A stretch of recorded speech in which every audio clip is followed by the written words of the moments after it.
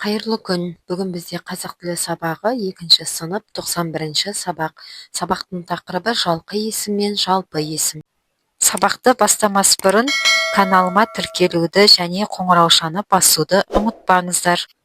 27 жаттығу. Суреттерге қара, олардың астындағы сөздерді оқы. Бірінші суретте айна, екінші суретте айна, бірақ бұл қыздың аты. Келесі алма, төртінші сурет тағы да алма. Бұл қыздың аты, балалар. Суреттерге қатысты сөздердің бірі кіші әріппен, бірі бас әріппен жазылған. Оның себебі неде деп ойлайсың?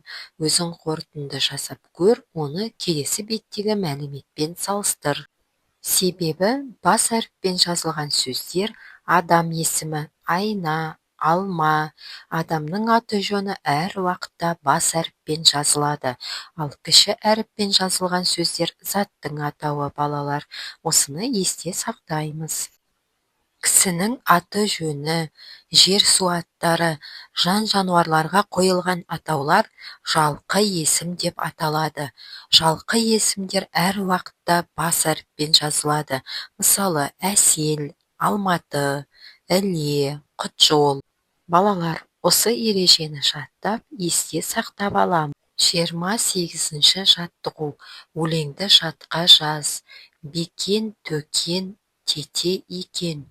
Тете үлкені, бекен екен. Әбдібай Табылдыұлының өлеңі. Жалқы есімдердің астын сыз дейді. Бұл жерде жалқы есімдер бекен және төкен. Сосын тағы да астында бекен деген бар. Яғни үшеуі де адамның есімдері. 29 жаттығу. Өлеңді түсініп оқы.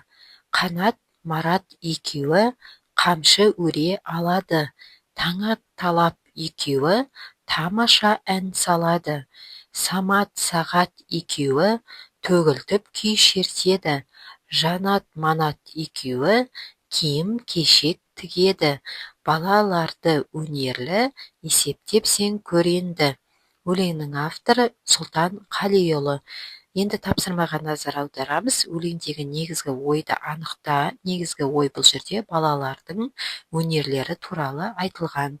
Жалқы есімдерді тап дейді. Жалқы есімдер бұл жерде Қанат, Марат, Таңат, Талап, Самат, Сағат, Жанат, Манат. Яғни барлығы да адамның есімдері. Шығармашылық үзіліс. 30 жаттығу. Берілген сөздердің бір әрпін алып тастап, жаңа сөз жаса. Бата дегенде біз әрпін алып тастасақ, ата деген сөз шығады. Әсел дегенде ән алып тастасақ, сел.